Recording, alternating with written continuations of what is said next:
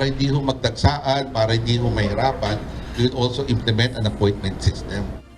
Plano ngayon ng Land Transportation Office o LTO na magpatupad ng appointment system sa mga magre-renew ng driver's license at magpapalit ng driver's license card mula sa papel na lisensya. Layo nitong maging maayos ang proseso at huwag magdagsaan ang mga kukuha ng license card.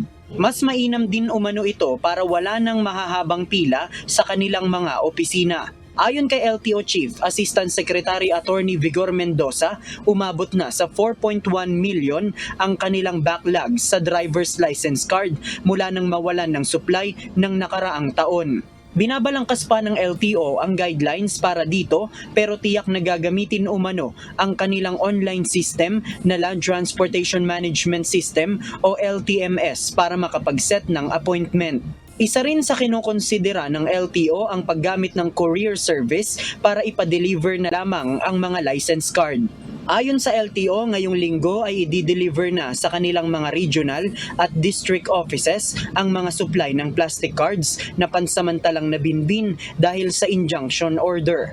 Nauna nang inanunsyo ng LTO na sisimulan sa April 15 ang muling pagre-release ng driver's license card at magtutuloy-tuloy na ito dahil may sapat ng supply ng plastic card ang ahensya. Samantala ayon sa LTO, ang planong online appointment at courier service ay paraan na rin upang maiwasan ang mga fixer sa kanilang opisina.